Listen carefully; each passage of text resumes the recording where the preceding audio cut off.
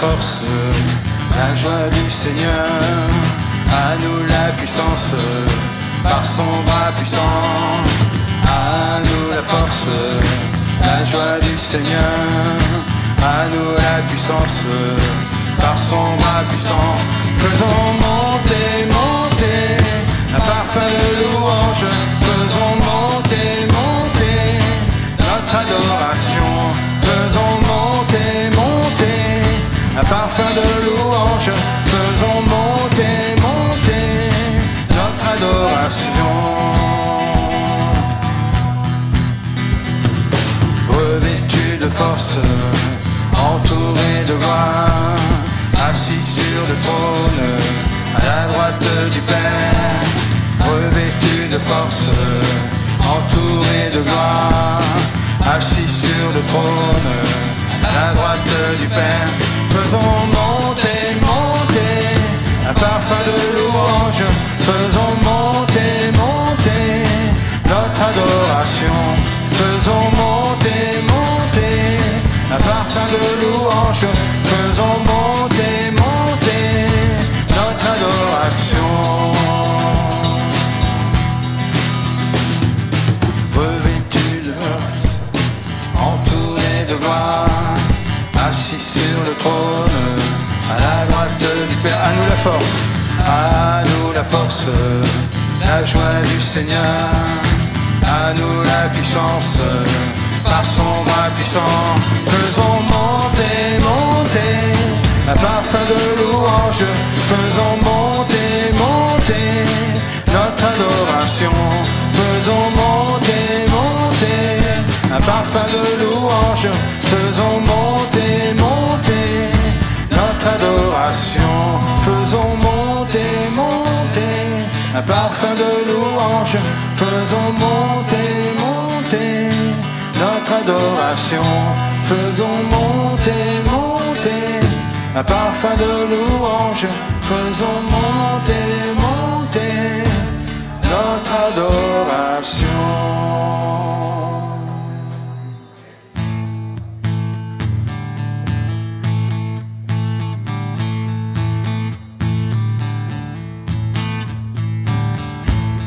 Béni soit ton nom, là où tu donnes l'abondance et déverses ta bienveillance. Béni soit ton nom. Béni soit ton nom, quand ma vie traverse un désert. Quand je marche en terre inconnue, béni soit ton nom. Tes bienfaits font naître en moi des chants de louange. Et même au cœur de la nuit, Seigneur, je redirai, béni soit le nom du Seigneur, béni soit ton nom, béni soit le nom du Seigneur, béni soit ton nom glorieux.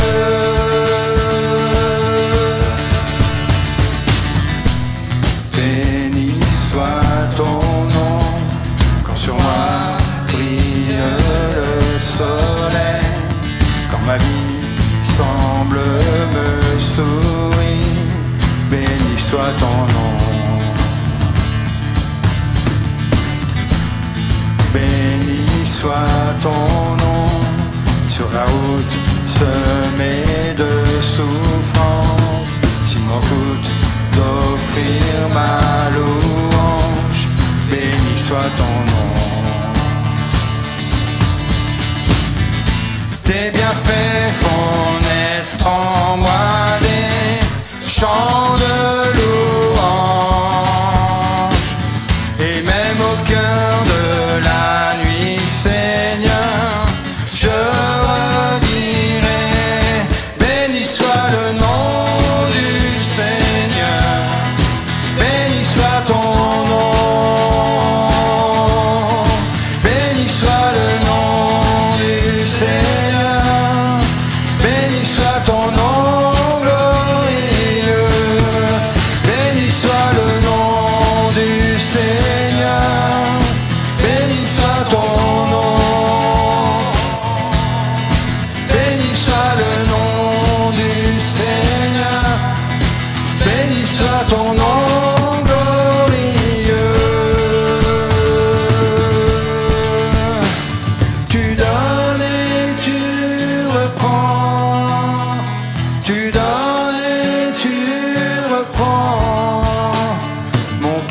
choisi de dire, oh béni soit ton nom, tu donnes et tu reprends, tu donnes et tu reprends, mon cœur choisit de dire, oh béni soit ton nom, tu donnes et tu reprends, tu donnes et tu reprends, mon cœur choisit de dire, oh béni soit ton nom.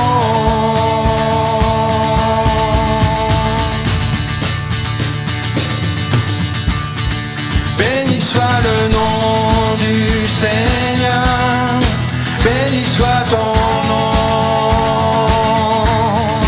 béni soit le nom du Seigneur, béni soit ton nom glorieux, béni soit le nom du Seigneur, béni soit ton nom,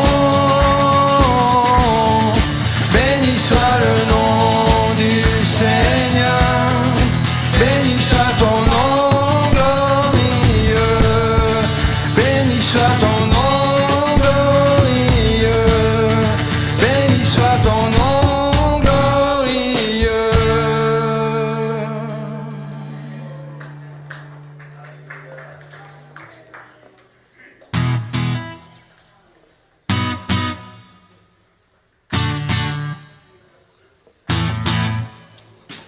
Dieu, tu es bon et ta grâce envers nous dure à jamais.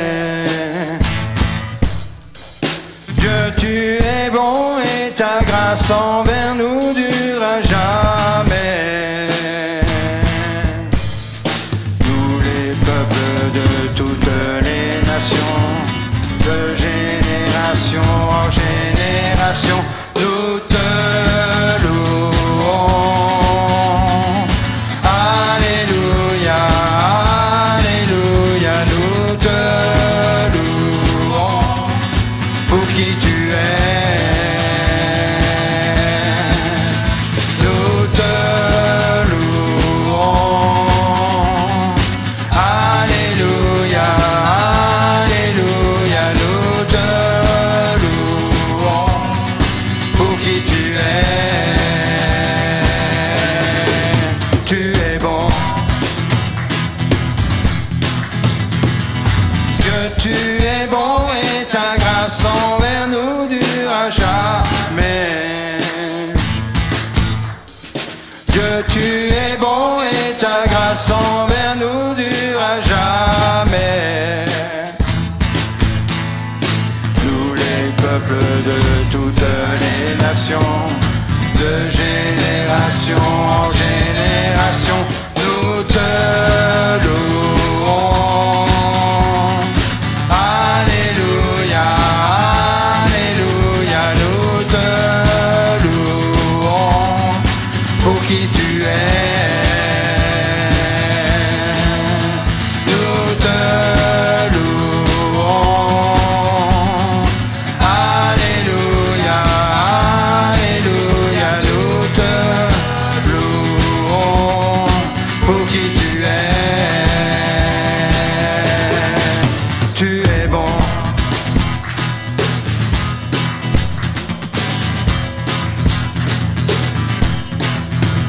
Nous te louons. Alléluia, Alléluia, nous te louons pour qui tu es. Nous te louons. Alléluia, Alléluia, nous te louons pour qui tu es. Tu es bon. Tu es bon. Tu es bon.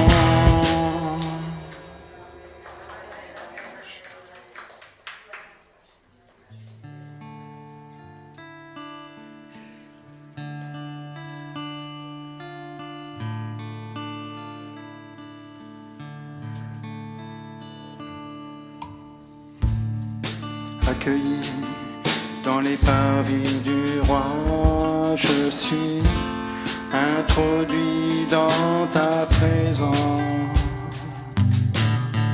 Je suis là sur le lieu de ta grâce. Pourtant je m'avance avec révérence. Tu es au ciel et semble à toi, et qui sur la terre est ton égard. Tu es élevé bien au-dessus de tout. Je veux m'incliner pour t'exalter. Et je tombe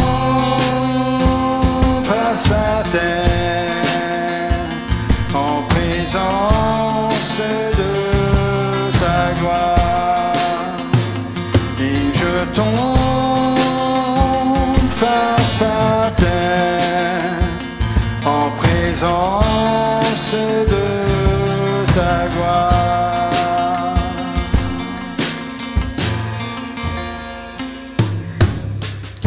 Accueilli dans les parvis du roi, je suis introduit dans ta présence. Je suis là sur le lieu de ta grâce. Pourtant je m'avance avec révérence.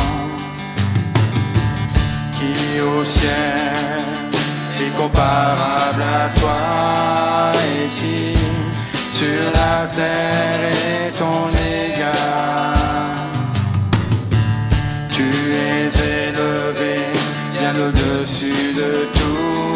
Je veux m'incliner pour t'exalter. Et je tombe face à terre en présence de ta gloire. Oui, je tombe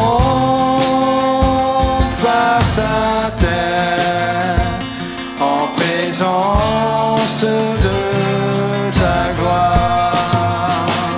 Et je tombe face à terre en présence de ta gloire.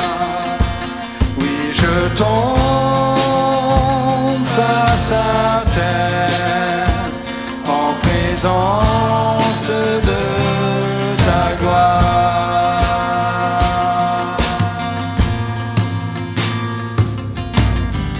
Viens rayonner de ta gloire, viens rayonner de ta gloire. Prends la place qui te revient, ô roi de gloire. Viens rayonner de ta gloire, viens rayonner de ta gloire. Prends la place qui te revient, ô roi de gloire. Viens rayonner de ta gloire, viens rayonner de ta gloire. Prends la place qui te revient, ô roi de gloire. Viens rayonner de ta gloire, viens rayonner de ta gloire. Viens la place qui te revient, ô roi de gloire. Et je tombe face à terre en présence de ta gloire. Oui, je tombe face à terre en présence de ta gloire. En présence de ta gloire. Glorieux,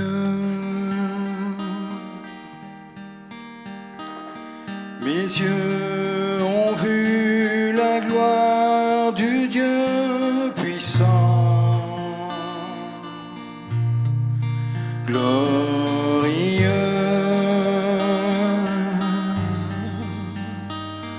Il est plus grand que tous les rois du monde. Considère le mystère. Vois la croix et vis. Vois le ressuscité, victorieux et fort. Aucun ne le surpasse, nul n'est si puissant. Le Sauveur a vaincu le pouvoir de la mort. Glorieux, mes yeux ont vu la gloire du Dieu puissant. Glorieux, il est plus grand que tous les rois du monde. Considère le tombeau, vois le Dieu vivant, vois le ressuscité. Il règne sur mon cœur, aucun ne le surpasse, nul n'est son égal. L'espoir de son retour remplit tout l'univers. Glorieux, mes yeux ont vu la gloire du Dieu puissant. Glorieux, il est plus grand que tous les rois du monde. Glorieux, glorieux, Dieu tu es. Glorieux, oh, oh, tu es glorieux,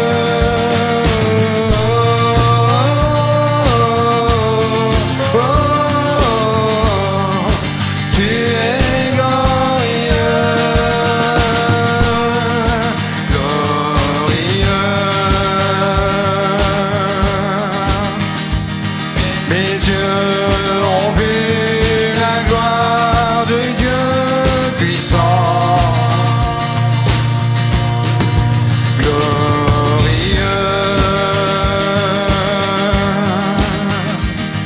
il est plus grand que tous les rois du monde. Glorieux, glorieux, Dieu tu es. Glorieux,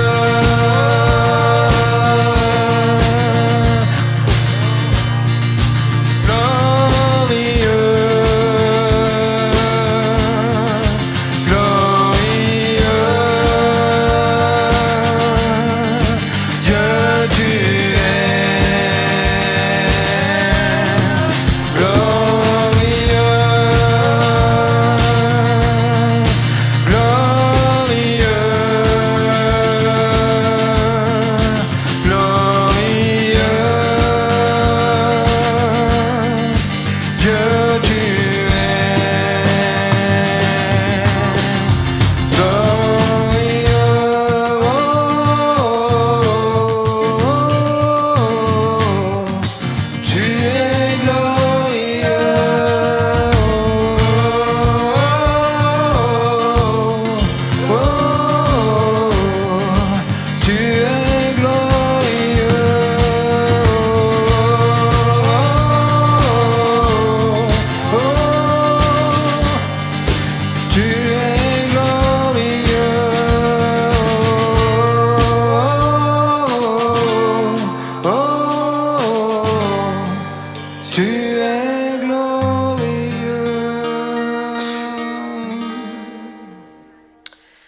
reçu une photo de Saint-Malo pour le thème de ce matin, avec marqué en gros bénédiction. Et je prie que cette église, l'église de Jésus-Christ, soit en bénédiction pour notre vie. Et de là où vous venez, et vous allez repartir, vous veniez en bénédiction pour votre ville. En bénédiction, que l'église soit une bénédiction pour notre pays. Non pas des hommes et des femmes aussi confinés et retranchés. Des hommes et des femmes qui apportent la solution dans un monde qui cherche des solutions. Nous avons la solution. Elle s'appelle Jésus. Et je vous invite vraiment à ouvrir vos Bibles, encore plus que jamais, et à y discerner les temps à travers la parole. Parce que nous ne vivons pas plus, pas moins que les choses que les hommes et les femmes ont déjà traversées à travers les siècles. Il y a eu déjà des épidémies, il y a eu déjà des tremblements, il y a eu des choses qui ont été difficiles à vivre. Et ceux qui ont pu surmonter ces choses sont ceux qui étaient à l'abri du Très-Haut et nourris de la parole de Dieu. On va aller voir un homme qui était un échanson. L'échanson du roi, c'est un homme qui était choisi parmi les officiers de haut rang et qui avait pour tâche de goûter le vin, de proposer au roi du vin, alors parce que bien on avait la crainte qu'il soit parfois empoisonné, mais aussi parce que le roi voulait pas boire n'importe quoi, donc l'échanson c'était quelqu'un qui avait de l'importance auprès du roi. Et c'était un homme, je l'ai dit, de confiance. On va aller voir Néhémie. Néhémie 1, et j'avais mis en titre, alors Samuel écoute bien parce que je remercie Samuel qui fait les montages des vidéos, vous pouvez aller voir de semaine en semaine du culte avec une semaine de décalage pour qu'il puisse faire les montages. Mais le deuxième titre, le premier c'est la bénédiction, le deuxième c'est des racines et du zèle. Des racines et du zèle, c'est le thème de que notre fédération baptiste a évoqué jeudi. Nous étions en congrès sur une plateforme internet, que vous connaissez bien, le mot distanciel. Vous passez une journée derrière l'écran, ça vous fait énormément de bien, mais le thème c'était des racines et du zèle, et au-delà des racines protestantes que nous avons, ou évangéliques, puisque c'est intimement lié, il y a des racines encore plus anciennes que ça, et nous les lisons à travers la parole de Dieu. Néhémie 1, parole de Néhémie, fils de Hakalia, au mois de Kislev, la 20e année. Comme j'étais à Suse, dans la capitale, c'est Néhémie qui parle, Hanani, l'un de mes frères, et quelques hommes arrivèrent à Juda. Et les questions au sujet des Juifs réchappés étaient restées de la captivité et au sujet de Jérusalem. Ils me répondirent, ceux qui sont restés de la captivité sont là, dans la province, au comble du malheur et de l'opprobre. Ça vous rappelle quelque chose avec l'actualité ? Les murailles de Jérusalem sont en ruine et ses portes sont consumées par le feu. Lorsque j'entendis ces choses, je m'assis, je pleurais. Et je fus plusieurs jours dans la désolation. Je vais faire une pause là. Oh, l'homme de Dieu, dis donc. Normalement, qu'est-ce qu'il fait l'homme de Dieu quand il apprend des mauvaises nouvelles ? On entend ça chez nous. Faut prier. Faut prier, faut pas baisser les bras. Faut y aller. Le Seigneur est avec toi. On les sort les belles phrases. Néhémie, moi je vois, il est déprimé là. Parce que ça le touche au plus profond. Avant tout, c'est un homme. Un homme, quand on touche à ses racines, ça l'affecte. Mais heureusement, ça ne s'arrête pas là. Je jeûnais, je priais devant le Dieu des cieux. Il se reprend. Les évangéliques sont contents. Et je dis, ô Éternel, Dieu des cieux, Dieu grand et redoutable, toi qui gardes ton alliance et qui fais miséricorde à ceux qui t'aiment et qui observent tes commandements. Que ton oreille soit attentive et que tes yeux soient ouverts. Écoute la prière de ton serviteur, que ton serviteur t'adresse en ce moment, jour et nuit. Pour les serviteurs, les enfants d'Israël, en confessant les péchés, des péchés d'enfants d'Israël. Nos péchés contre toi, car moi et la maison de mon Père, nous avons péché. Nous t'avons offensé, et nous n'avons point observé tes commandements, tes lois et tes ordonnances, que tu as prescrites à Moïse, ton serviteur. Souviens-toi de cette parole que tu donnas ordre à Moïse, ton serviteur, de prononcer lorsque vous pécherez. Je vous disperserai parmi les peuples. Mais si vous revenez à moi, et si vous observez mes commandements et les mettez en pratique, alors, quand vous seriez exilés à l'extrémité de la terre, de là je vous rassemblerai. Je vous ramènerai dans le lieu que j'ai choisi pour y faire résider mon nom. Ils sont tes serviteurs et ton peuple, et tu as racheté par la grande puissance de ta main forte. Ah Seigneur, que ton oreille soit attentive à la prière de ton serviteur et à la prière de tes serviteurs qui veulent craindre ton nom. Donne aujourd'hui du succès à ton serviteur et fais-lui retrouver grâce devant cet homme. J'étais alors et chanson du roi. Amen. On va aller lire les premiers versets du chapitre 2. Mais juste avant, on voit la désolation. La désolation au milieu du peuple d'Israël, mais la désolation que ça produit dans le cœur de Néhémie. Néhémie est chanson du roi, lui, il est, on va dire, dans la bénédiction. Les chansons du roi, c'est un homme de confiance. Il est sorti de la captivité.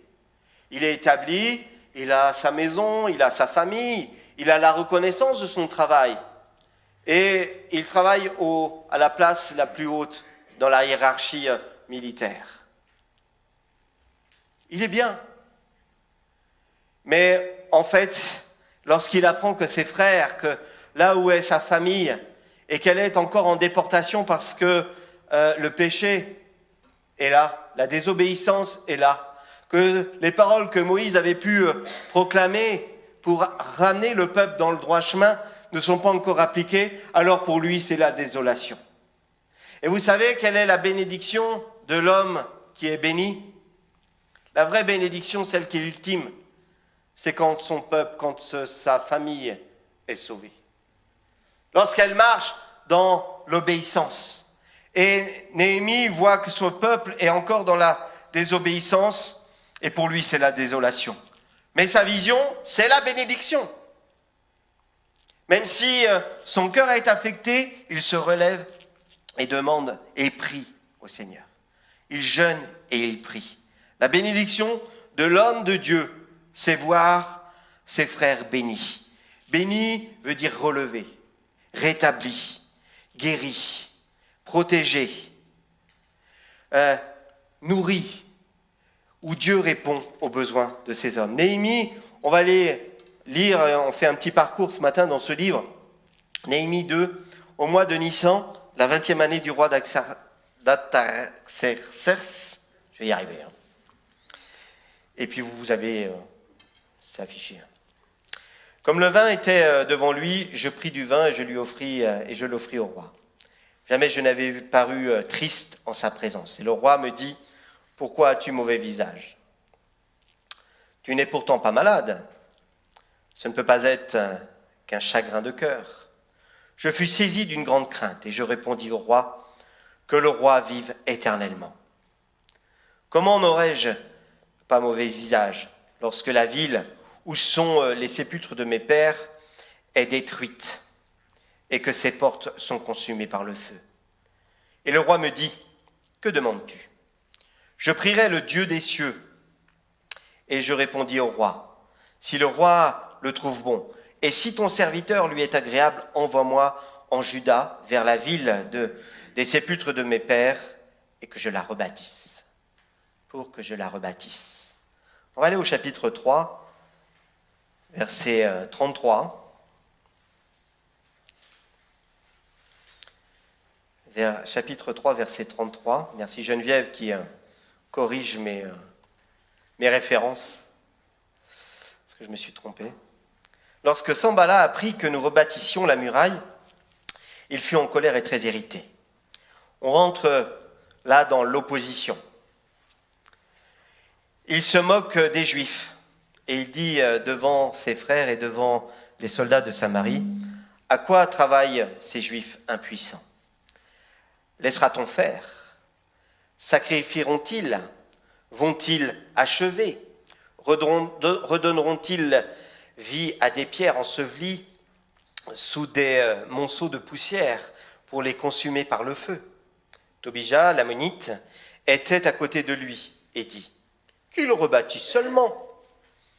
Si un renard s'élance, il traversera leur muraille de pierre. Écoute, ô notre Dieu, comme nous sommes méprisés. Fais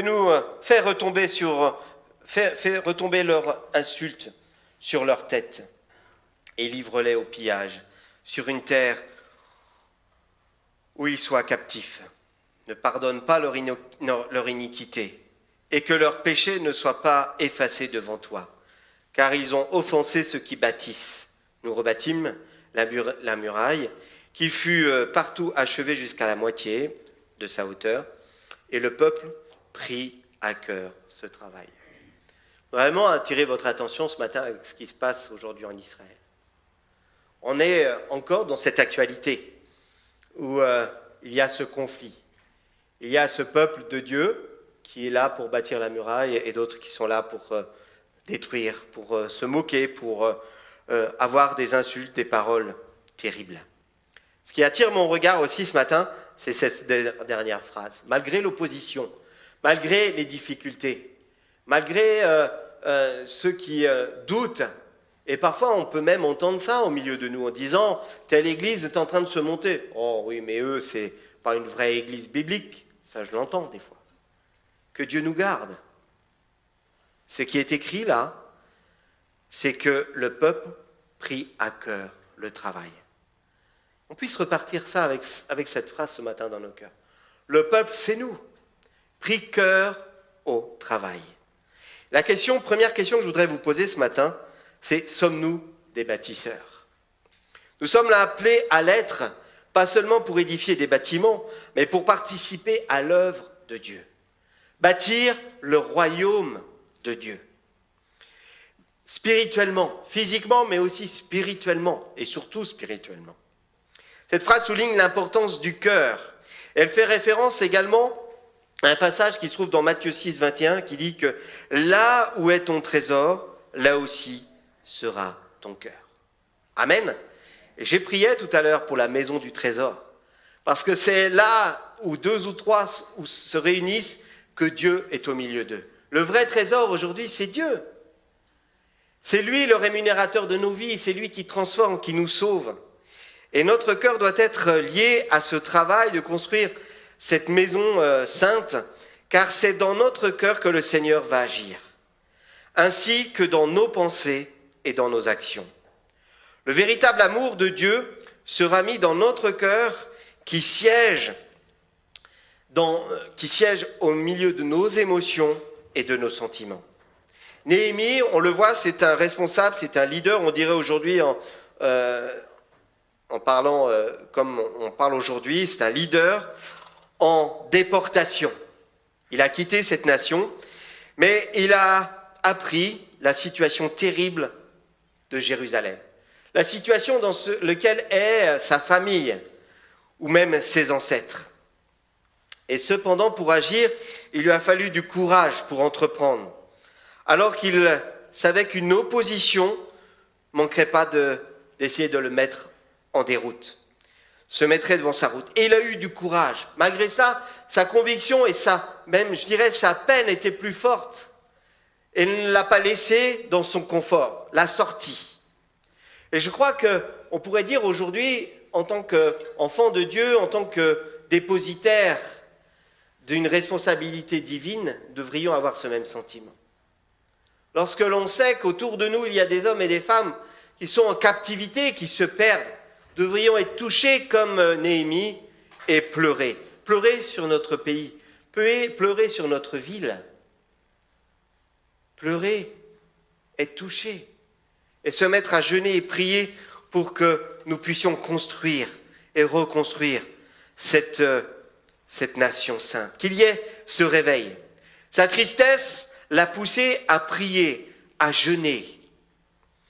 Et ça, c'est un axe important, et je vous invite encore jeudi si vous pouvez être là. Sa prière a disposé favorablement le roi pour l'accomplissement du projet que Néhémie avait à cœur. Ensuite, pour qu'il se passe quelque chose, il faut faire un état des lieux. Il est arrivé, il a regardé la muraille et il a vu la désolation. Ensuite, il a réuni l'Église, il a réuni des bâtisseurs. Que représente cette muraille? C'est l'endroit où le peuple peut se réfugier. Prions que tous les lieux où nous nous rassemblons soient des lieux où nous nous réfugions, où nous puissions vivre, et je l'ai entendu tout à l'heure dans les prières, vivre cette famille où nous nous retrouvons ensemble, où nous avons été peut-être séparés un temps pour diverses raisons, et en l'occurrence aujourd'hui la pandémie, mais que la famille se retrouve pour bâtir une église. Les portes sont là pour nous protéger. Les portes, vous les connaissez, il y a Jérusalem, la belle porte, il y a ces portes qui sont là pour nous accueillir, mais aussi pour nous protéger de l'envahisseur, protéger de l'ennemi qui est là pour nous détruire. Le deuxième point, c'est ensemble. Une des première étape était essentielle. Il fallait que le peuple partage également une même vision, ensemble. Le diable n'aura de cesse de vouloir nous diviser, nous séparer. On le voit aujourd'hui, les familles sont séparées. Les familles, on n'a jamais eu autant de divorces, de séparations. Et le diable veut détruire ce qui est uni. La force d'une église, c'est l'unité. La faiblesse de l'église, c'est quand elle commence à être désunie, la division. Cependant, cette étape de rebâtir cette muraille était suite à cette constatation qu'il manquait d'unité, que le péché avait pris la place, qu'aussi la philosophie avait pris la place, philosophie grecque. Face aux adversaires menaçants, Néhémie a eu comme première réaction encore et encore la prière. La prière, chers frères et sœurs. On a chanté tout à l'heure que devant sa face, on devrait être face à terre. On chante ça, je me disais on chante ça, mais est-ce qu'on est capable d'être face à terre, à plat ventre devant Dieu? Est-ce qu'on est prêt à être terrassé dans la présence de Dieu? Et avec la prière, ils purent continuer ainsi leur travail. Chacun s'y est mis de tout son cœur. Le peuple prit à cœur ce travail. Et dans la diversité de chacun, de ses dons, de ses talents, chacun a apporté ce qu'il savait faire. Et même quand il croyait ne pas être capable, il s'est mis au travail. Et Dieu a pourvu et a permis que cette muraille soit bâtie. Il partageait l'effort. Il partageait la peine, la réparation de certaines portes des murailles. Même les orfèvres, les marchands participèrent à la construction.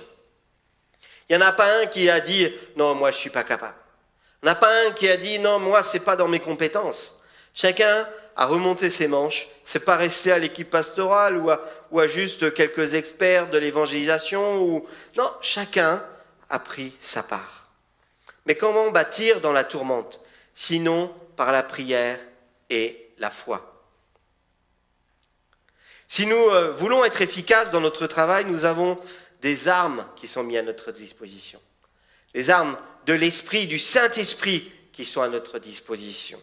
Saisissons-les. Tous les ennemis savaient que s'ils arrivaient à déstabiliser la tête, c'est-à-dire Néhémie, ils gagneraient. Et Néhémie est parti avec l'assurance que Dieu était avec lui. Lorsqu'il a eu à apprendre cette nouvelle, il a été déstabilisé, certes, mais son refuge a été dans le jeûne et la prière. Lorsque le roi a vu qu'il était dévisagé, qu'il était affaibli, il a été déstabilisé. Il a pris peur et il a dit que le roi vive éternellement. Mais il s'est repris. Et je pointe ces choses-là parce que nous sommes aussi parfois dans ces situations-là où nous pouvons vaciller, mais reprenons-nous. Église, reprends-toi. Laisse Dieu mener la bataille pour toi. Il l'a menée et il l'a remportée sur la croix en Jésus-Christ. Aujourd'hui, nous sommes dans la victoire. Mais que ces paroles soient vraies en nous. Qu'elles ne soient pas juste connues, mais une réalité. Quand il y a ce genre de tentative de déstabilisation, soyons sûrs que c'est l'œuvre de l'ennemi. L'ennemi n'aura de cesse que de vouloir nous déstabiliser. Il n'aura aussi que la puissance que nous voudrons bien lui laisser, que nous voudrons bien lui donner. Proclamons que Christ est notre victoire. Troisième point, je terminerai là-dessus, c'est la repentance. Dans ce passage, Néhémie pointe la repentance. D'être ce peuple qui vient avec repentance devant le roi des rois. Et on va lire encore quelques passages dans Néhémie courtement. Mais la muraille a été rebâtie en 52 jours. Et je lisais tout à l'heure dans l'index que j'ai dans ma Bible, c'est que la force de Néhémie, c'est qu'il a laissé l'action du Saint-Esprit de Dieu dans sa vie. Assorti de l'humiliation, le repentir du peuple. L'action du Saint-Esprit et le repentir, c'est laisser la place à l'humilité. Et c'est dans l'humilité que Dieu peut agir. Lorsque je crois que je suis vainqueur, c'est là où... lorsque je crois que je suis supérieur, c'est là où je manque bien souvent la victoire. Je regardais une émission, je ne sais pas si ça vous arrive de regarder ça, mais je regarde une émission où les gens se retrouvent immergés dans la nature. J'ai oublié le titre là, Retour à l'instinct primaire. Ça vous arrive ? Ils se retrouvent tout nus, en pleine nature. C'est flouté, hein. Je précise pour fâcher personne, ni faire peur. Et hier soir, j'avais du mal à m'endormir et je regardais ça, parce que ça m'épate quand même. Et ils étaient dans le froid américain, là. Et il y a un grand gaillard qui arrive. Et puis, moi, j'étais scout, moi, j'ai fait ceci, moi, je suis infirmier, moi, là. Et puis, à la fin, vous avez son indice de survie. Et c'était incroyable parce que son indice de survie, alors il savait tirer à l'arc, il savait chasser, tout ça, en fait, était au même point que celle qui était avec lui, parce que ce qui lui pénalisait, c'était trop de confiance en lui. Il avait trop de confiance en lui, et donc, du coup, il était exposé, parce qu'il y avait des crotales, il y avait des ours, dans la forêt, et il pointait ça, trop de confiance en lui. Le manque d'humilité nous met en danger. Et ce qui a été souvent l'objet pour le peuple d'Israël d'être en opposition avec Dieu, c'est son manque d'humilité. Et la Bible dit que Dieu résiste aux orgueilleux, il fait grâce aux humbles. Vous connaissez ces paroles. Mais ce sont autant d'interpellations pour chacun de nous. Et nous voulons vraiment faire attention à ce que dit la parole de Dieu. Plus que jamais. Aujourd'hui, nous sommes dans un temps où si l'Église ne se réveille pas, elle va être contaminée. Aujourd'hui, on lutte, moi je suis délégué départemental pour le CNEF au niveau régional, on lutte aujourd'hui contre des lois où on n'a pas réussi à ce que toutes les églises soient pour le mariage pour tous, vous savez de quoi je parle, eh bien on va essayer par une loi. La loi du séparatisme religieux. Aujourd'hui, c'est ça qui se joue. En disant, si vous ne mariez pas les homosexuels, et aujourd'hui, on veut même nous faire croire que si je dis ça, je prends un risque. C'est que je suis homophobe. Non, je ne suis pas homophobe. Christ accueille tout le monde. Pas de problème. Mais il refuse le péché. Il accueille le pécheur, il refuse le péché. Eh bien, lorsqu'aujourd'hui vous dites ça, vous risquez d'avoir des gros mouvements comme le LGBT sur le dos et d'avoir un procès. Voilà sur quoi on va. Et si l'Église ne se réveille pas et ne prend pas à cœur ses racines et déploie du zèle, elle va être anéantie. Voilà vers quoi on va. Et on doit aussi être conscient de ça et resserrer les rangs. Aujourd'hui, ce n'est pas le moment de quitter son poste. Ce n'est pas le moment de ne pas répondre à la parole de Dieu qui dit « Veillez et priez ». Il dira aussi sur la muraille « Vous devez être là comme des réparateurs de brèches ». Non pas être là des laxistes, mais des réparateurs de brèches. C'est remonter les manches tous, dans le jeûne, dans la prière. Mais aussi réparateur de brèches, c'est quoi? C'est aller soutenir son frère, sa sœur, lui dire hey, « Je vais être là avec toi, on va dépasser ce moment difficile ensemble, on va prier ». Et la muraille a été rétablie, je reviens à Néhémie, en 52 jours. Quelque chose d'extraordinaire se produisit, un réveil. Le peuple s'est levé et a rebâti, a dit oui, c'est le moment. La désolation de vivre comme on a vécu là, c'est terminé. On rebâtit. Le peuple se prosterna, car il réalisa combien Dieu est grand. Ensuite, il confessa ses péchés et tomba dans une véritable repentance. Au chapitre 9, au verset 12, il dit « Tu les guidas le jour par une colonne de nuée. » Alléluia. Dieu a pu se manifester. Lorsque le peuple est dans la repentance, se ressaisit, alors Dieu peut le conduire. Sinon, le peuple est conduit par ses désirs, sa vanité, ses besoins qu'il veut aussi assouvir. Et là, à partir du moment où il y a la repentance, où il y a l'humilité, alors cette colonne de feu peut apparaître. Et la nuit, cette colonne de feu, le jour, cette nuée, pour éclairer son chemin qu'il avait à suivre. J'aime tout ce passage, je pourrais le relire, il y a encore d'autres choses qui sont vraiment importantes. La repentance entraîne le désir de changer, le désir de suivre Dieu, le désir d'obéir. La repentance renouvelle l'alliance qui est faite avec Dieu. Et ce matin, je voudrais parler à tous ceux qui ont pris leur baptême. Nous avons fait alliance avec Dieu. Et Dieu, dans son alliance, veut se manifester. Dieu a voulu toujours rappeler l'alliance qu'il avait faite avec son peuple. Et ce matin encore, il veut nous interpeller que cette alliance soit une alliance scellée, forte en son sang. En contractant cette nouvelle alliance, ils changèrent de vie. Où en sommes-nous dans les changements de notre vie? Où en sommes-nous dans nos habitudes? Où en sommes-nous dans les directions que nous prenons, dans les priorités que nous mettons en place? En contractant cette nouvelle alliance, ils changèrent de vie. Au chapitre 10, verset 40, « Car les enfants d'Israël et les fils de Lévi apporteront dans ces chambres les offrandes de blé, de mou et d'huile. Là sont les ustensiles du sanctuaire. Ils se tiennent les sacrificateurs qui font le service, les portiers et les chantres.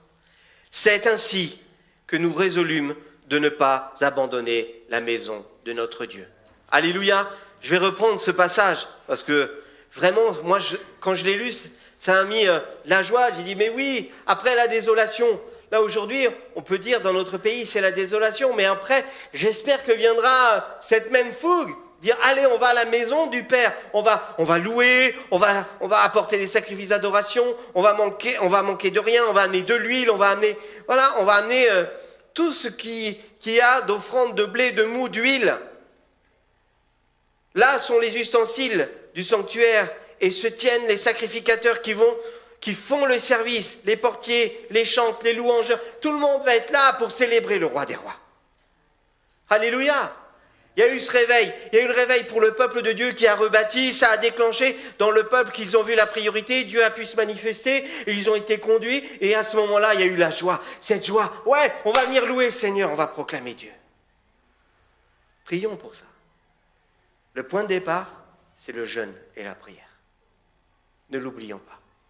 Peut-être des fois, il y a le découragement. C'est aussi une réalité. Nous ne sommes, j'en dirais, que des hommes.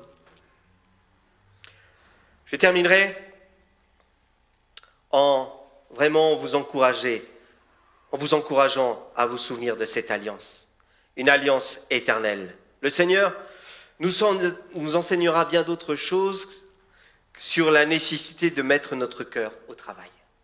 Soyons attentifs à sa parole, de nous mettre à son service. Nous avons tous plein de bonnes raisons. J'ai expérimenté quelque chose de formidable avec ce confinement, c'est de ne pas ressortir le soir pour aller à une réunion. Oh, que c'est confortable! Ayant 3, voire 4 petits à la maison, c'est quand même bien pratique de ne pas repartir le soir. Non? Vous ne trouvez pas, vous? Je me suis dit, oui, je comprends les familles. Je comprends, c'est vrai que c'est pas... Mais il y a aussi des sacrifices à faire. Il y a aussi des sacrifices que nous devons faire. Je ne dis pas qu'il faut sacrifier nos familles et nos enfants, soyons sages. Mais il y a aussi un prix à payer pour les serviteurs de Dieu. Il y a aussi un engagement à tenir. Dieu a tenu le meilleur engagement. Il a accompli le meilleur des sacrifices. Et des fois, nous devrions aussi un petit peu nous secouer pour répondre à l'appel de Dieu. Je répète, je rappelle, la bénédiction de l'homme béni, c'est de voir ses frères et ses sœurs bénis. De voir ses frères et sœurs dans la bénédiction, de ne manquer de rien. Premièrement, de prier, de jeûner. Je voudrais vraiment vous appeler à ces temps de jeûne et de prière. Je ne parle pas que du jeudi, mais que si vous avez vraiment à cœur, si vous sentez l'appel dans vos vies d'un meilleur, d'un réveil, jeûnez et priez. J'ai envie de vous dire, l'équipe pastorale, elle est là, certes, mais nous avons besoin de chacun de vous. Aidez-nous. Aidons-nous.